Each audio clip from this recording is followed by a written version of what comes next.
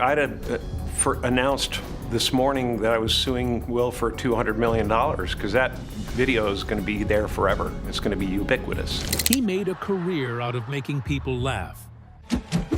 Sorry, fellas. Waste not, want not. But some actors just made him furious. Now, at 63, he's naming names. The actors he clashed with, the ones who pushed him too far, and the ones who never made it back into his good graces. I was sickened by the standing ovation. I felt like Hollywood is just spineless. Some beefs were loud, and others were quiet. But either way, Jim remembers, and he's not sugarcoating a damn thing. Here are 6 actors he hated the most, and why. 1. Tommy Lee Jones. Quote, there is something inarguable, something irreducibly honest and right about Mr. Jones's performance. In 1995, the world couldn't get enough of Jim Carrey. Ace Ventura, The Mask, Dumb and Dumber. He was comedy's electric storm, twisting his face and body into chaos and cash. But not everyone was laughing. There's Tommy Lee Jones, who was stoic and sharp. The man who made a career out of playing lawmen, outlaws, and no-nonsense cynics. How you live such a happy life? I don't ask questions I don't want to know the answer to. By the time he signed on to play Two-Face in Batman Forever, Jones was already a decorated Hollywood heavyweight, an Oscar winner for The Fugitive, and the kind of actor who could cut through a scene with a glare. I'm here to present the nominees for actor in a supporting role. The Oscar goes to Tommy Lee Jones in The Fugitive. Pairing him with Jim Carrey as the manic Riddler. And you've got fireworks. Just not the good kind. The tension hit a boiling point not on set, but at dinner. On the night before one of their biggest scenes together, Carrey ran into Jones at a restaurant. The maitre d' said, "Oh, I hear you're working with Tommy Lee Jones. He's over in the corner having dinner." Carrey recalled. He went over and said, "Hey, Tommy, how you doing?" And the blood just drained from Tommy Jones's face. Jones stood up, shaking. "He must have been in mid-kill me fantasy or something," Carrey joked. Then came the line that would become legend. "I hate you. I really don't like you.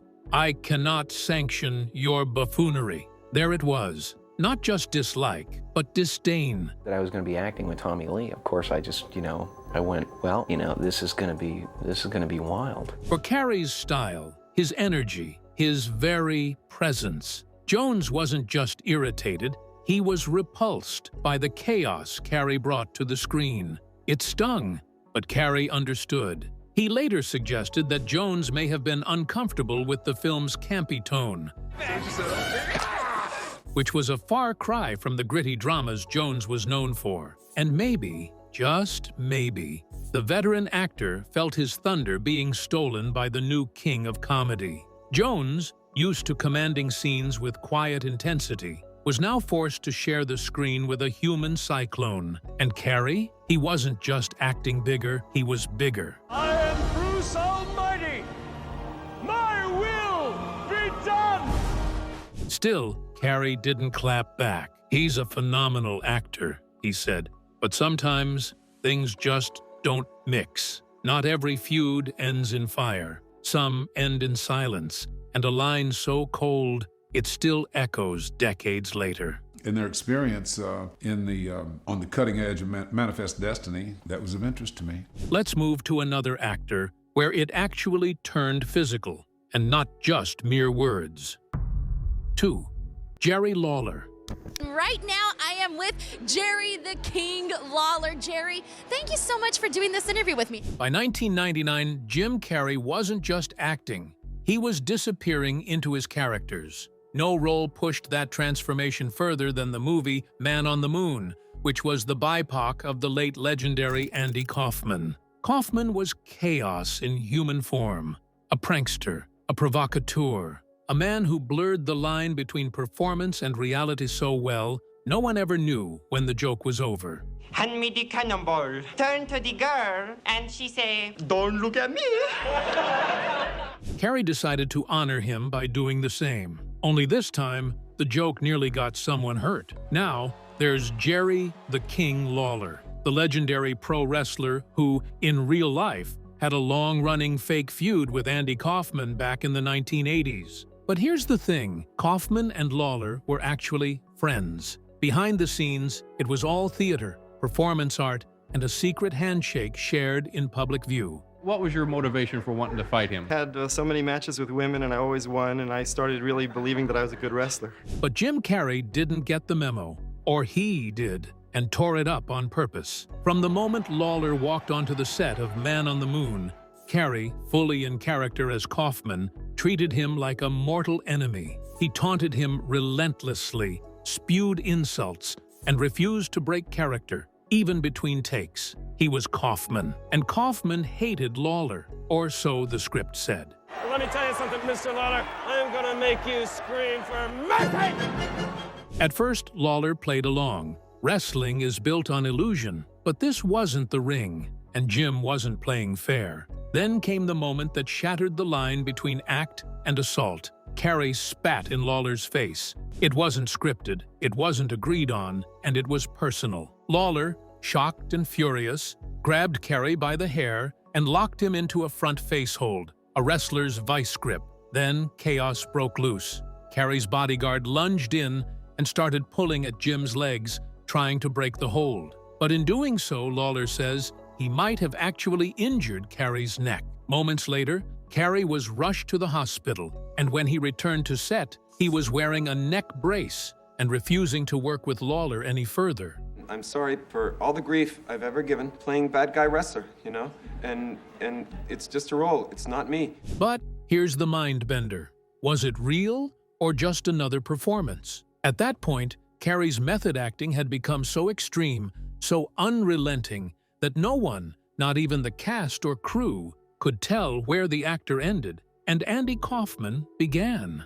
Was the neck brace real? Was the feud staged? Was Carrey genuinely traumatized? Or was this all another Kaufman-style hoax, wrapped in a stunt and buried in a character? Lawler later claimed that Carrey secretly tried to swap the stuntman out and have Lawler actually pile-drive him, mirroring the infamous move that once injured Kaufman in real life.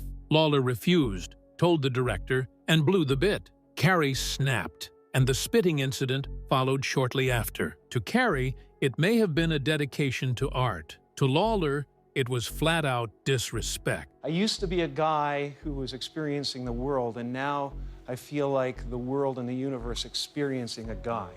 In an interview years later, Lawler didn't mince words. Jim Carrey was not Andy Kaufman. Andy was my friend, while Jim was just some jerk movie star. Carrey never explicitly fired back. He stayed in the fog of his method madness, only resurfacing years later in the 2017 documentary Jim and Andy: The Great Beyond, where he admitted even he got lost in the transformation. And that's what made it dangerous. Jim wasn't pretending to be Andy Kaufman. He believed he was. The problem? Andy could get away with pushing buttons because everyone knew he was playing. Jim? He turned the performance into an obsession. And in the process, he crossed lines even Kaufman might have tiptoed around. The result? A fake feud turned real, a staged fight turned physical, and a co-star who left the set wondering whether he'd just been assaulted or out-pranked by a ghost. One thing certain, Jerry Lawler came to play a role. Jim Carrey came to become a legend. And legends? They don't always ask for permission. 3. Will Smith. The 2022 Oscars were supposed to be a celebration of the best in film. Instead, they became one of the most shocking nights in live TV history. Comedian Chris Rock was on stage, getting ready to present the award for Best Documentary. As usual, he cracked a few jokes. One was about Jada Pinkett Smith's shaved head. What many didn't know, or forgot in the moment, was that Jada shaved her head due to a condition called alopecia, which causes hair loss. He is praying that Will Smith wins, like, please, Lord! Seconds later, the room went silent. Will Smith, Jada's husband, walked onto the stage and slapped Chris Rock hard, right in the face. on live television. At first, people thought it was part of the show. But then Will returned to his seat and shouted, "Keep my wife's name out your fucking mouth!" Not once, but twice. And suddenly, the entire night changed. Yes. It was a G.I. Jane jump. Keep my wife's name out. About 40 minutes later, Will Smith won the Oscar for Best Actor for King Richard. He walked back onto the same stage, gave a tearful speech about love and family, and the audience stood up and gave him a standing ovation. I'm being called on in my life to love people and to protect people. That's what made Jim Carrey speak up. The next morning, Carrey appeared in an interview with Gayle King on CBS, and he didn't hold back. "I was sickened," he said.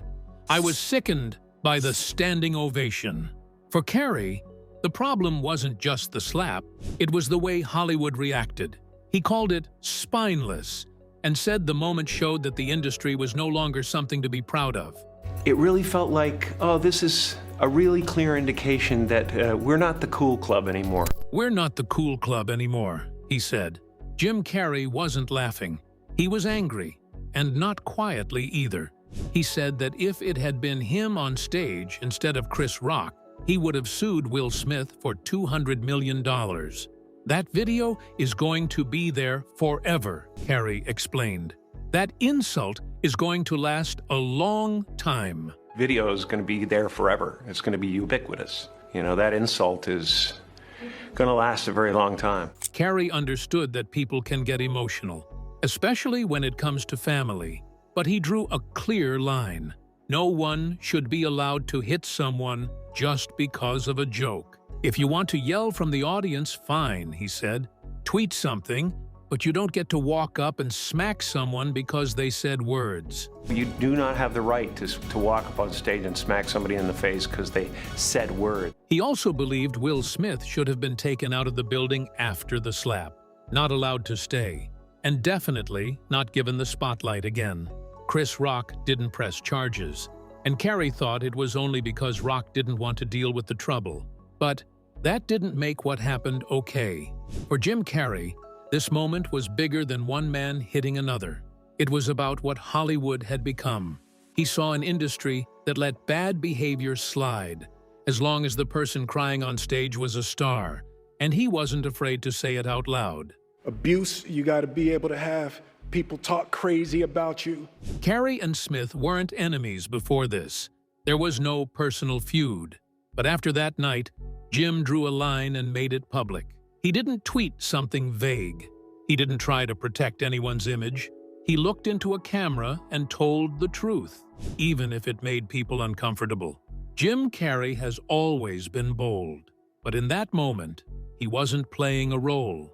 He wasn't joking. He was disappointed, and he was done being silent. 4. Shia Labouf. Some feuds explode in crazy chaos. Others, they sneak up quietly, then suddenly hit like a slap to the ego. This one falls squarely in the second category. It was the 2014 Golden Globe Awards. The room was packed with A-listers and TV cameras, the kind of place where stars try to look relaxed, while silently praying not to end up as someone's punchline. Now Jim Carrey is in this picture. With his signature mischievous glint in his eye, Carrey walked up to the mic and opened with a classic line. "Dying is easy, comedy is hard." Then he let the hammer drop. I believe it was Shia Labouf who said that. So young, so wise. Boom! It was a stinger dressed as a compliment, and the crowd laughed. But everyone knew what Carrey was really doing. He was taking a public jab at Shia's now infamous plagiarism scandal. Should I take my dinner too? I wouldn't want to leave any of my DNA in the film section. See, just a few weeks before, Labouf had released a short film called HowardCantor.com. It was slick and artistic. The problem?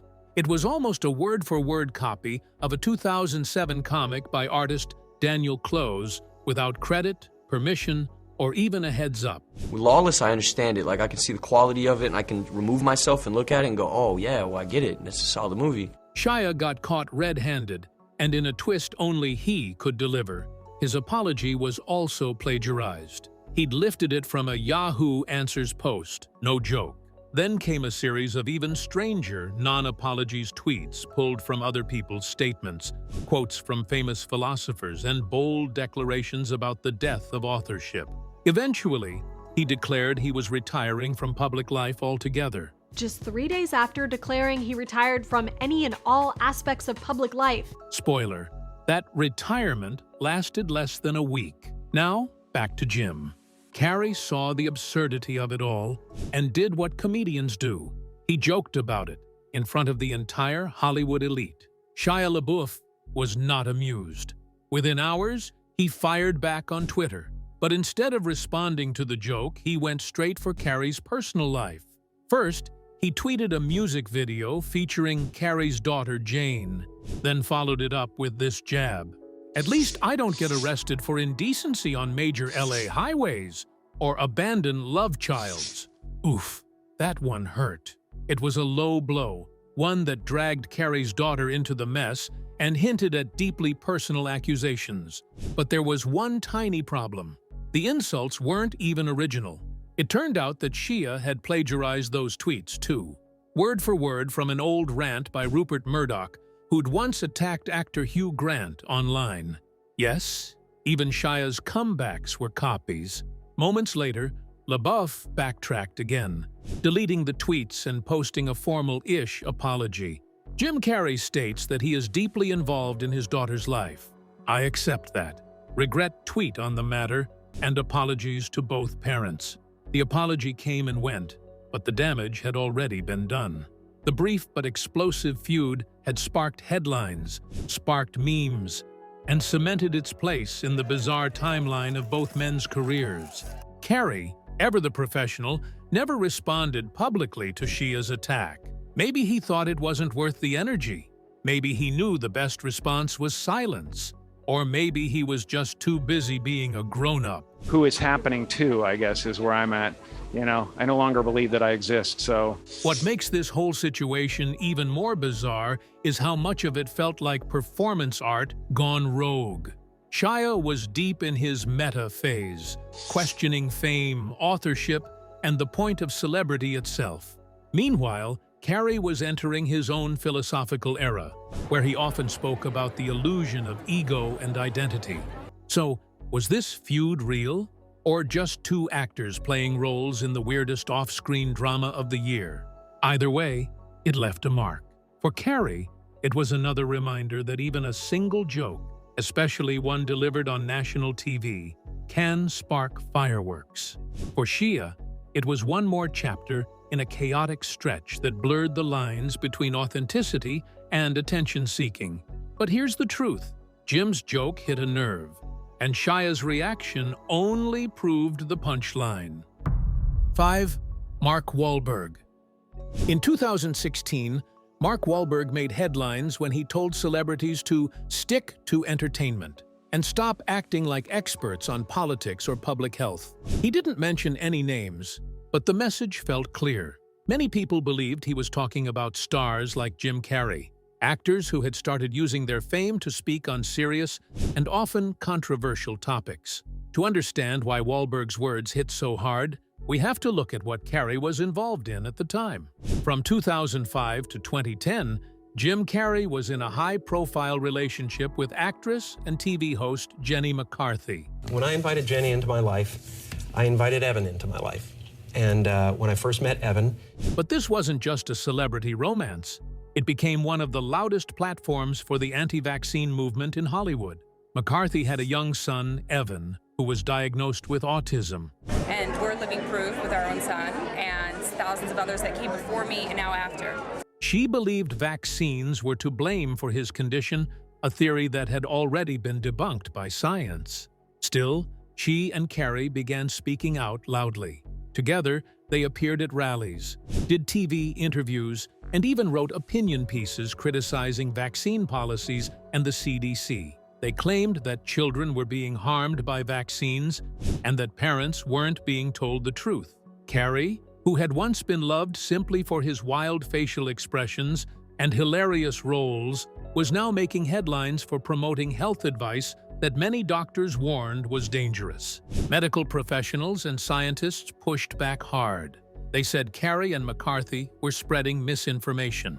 In fact, studies had already shown that vaccines did not cause autism. But because Carrey was famous, people paid attention. That worried experts, especially during a time when public trust in vaccines was more important than ever. So when Wahlberg came out and said, "A lot of celebrities did, do, and shouldn't talk politics or public health.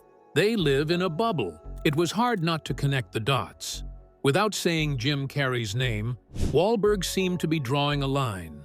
There's a difference between being a great actor and being an expert. To Wahlberg, Hollywood stars speaking on topics they weren't trained in, especially something as serious as vaccines, was a problem. And he wasn't alone in thinking that. Many viewers felt uncomfortable watching actors tell them what to believe, especially when the stakes were high. Wahlberg positioned himself as someone more down-to-earth. He didn't want to be seen as someone trying to lecture others. His message was simple: entertainers should entertain. Let scientists, doctors, and public officials do the rest. What made this moment even more powerful was the timing. Wahlberg's statement came during a period when public debates over vaccines were heating up again. Around the world, outbreaks of measles, a disease nearly wiped out years before, had started to return. Many blamed false information spread by anti-vaccine advocates, including celebrities. That got the Post to thinking, if Facebook is clamping down on users who spread fake news and misinformation, why not do the same with anti-vaxxers? So Wahlberg's call for stars to stay in their lane felt especially pointed. In the years since, Jim Carrey has distanced himself somewhat from that activism. He hasn't been as vocal about vaccines, and his split from McCarthy seemed to mark the end of that chapter. But the damage was done, and the public hadn't forgotten. Wahlberg, without directly confronting Carrey, had managed to highlight one of the biggest criticisms against him, that he had used his fame to spread fear instead of facts. And Wahlberg wasn't the only one to call Carrey out in his own way. 6. Jenny McCarthy. My sister from another Mr. Jenny McCarthy Wahlberg. One of Jim Carrey's most emotional and complicated public relationships was with actress and TV host Jenny McCarthy. And for a while, they were one of Hollywood's most beloved couples. They shared red carpet moments, public affection, and even worked together on advocacy issues. But behind the jokes and smiles was a relationship filled with personal challenges, health struggles, and a painful public breakup that would later lead to accusations, media backlash, and emotional fallout. During their 5-year relationship, Carrey became a father figure to McCarthy's young son, Evan. Evan, who had been diagnosed with autism, was central to McCarthy's life, and eventually to Carrey's as well. McCarthy often praised Carrey for his connection with Evan. Evan is amazing. This kid has been through such an amazing journey. He was diagnosed with autism. Saying that he had helped her son through obstacles even she couldn't handle. At one point, the bond between the three of them seemed unbreakable. But things weren't always easy behind the scenes. Carrey was privately battling depression, something he had spoken about publicly before. He described it as a constant, low-level despair. He had used Prozac for years, but eventually stopped because he felt like it just numbed everything. This mental health struggle, combined with the pressures of fame and activism, may have played a role in the couple's eventual split. When Carrey and McCarthy broke up in 2010, after Jenny and Jim broke up, Jim and Jenny dated for 5 years, and during that time, both kept their statements kind and respectful. Carrey tweeted, "I'm grateful for the many blessings we've shared, and I wish her the very best." McCarthy echoed the sentiment, writing, "I will always keep Jim as a leading man in my heart." For a while, it seemed like they had parted on good terms. However, the peace didn't last. In 2012, McCarthy appeared on The Howard Stern Show and revealed that Evan was having a hard time after the breakup. She said Carrey had cut off all contact with her son and that Evan still asked about him regularly. "I've tried to ask Jim numerous times to see Evan because my son still asks," she said. "It's hard. He's been in therapy. It's a process. He's working on it." Being compounded with that, the seizures and then the autism diagnosis, I was like, I just remember crying so hard in the shower. Carrey, through his publicist, responded with a short but emotional statement. "I will always do what I believe is in the best interest of Evan's well-being," he said. "It's unfortunate that Evan's privacy is not being considered. I love Evan very much and will miss him always."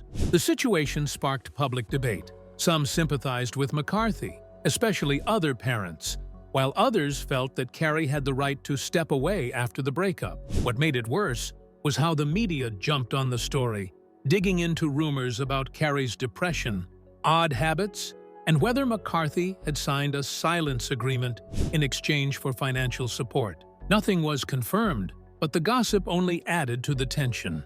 Adding another layer to their already complicated history was their shared involvement in the anti-vaccine movement. McCarthy had long believed that vaccines contributed to Evan's autism and had become one of the most vocal figures in the movement. Carrey stood beside her, speaking out at rallies, giving interviews, and helping her spread the message. Their activism was widely criticized by the medical community for spreading misinformation. Many believed their influence as celebrities made the situation worse, especially since the link between vaccines and autism had already been scientifically disproven. By 2014, the dust had started to settle. McCarthy, in later interviews, said that she and Carrey had become friends again, and even defended him when others, like Shia Labouf, attacked him. She also continued to let Evan watch Carrey's movies, saying that she still had love for her ex. Their relationship, once seen as playful and romantic, ended with real-world complications that affected not just the couple, but a child caught in the middle. The public breakup, the emotional accusations, and their controversial activism made this one of Carrey's most deeply personal and widely discussed feuds, even if, in the end, it was born out of love and heartbreak, not hate. We hope you enjoyed this video. Stay tuned for more amazing stories.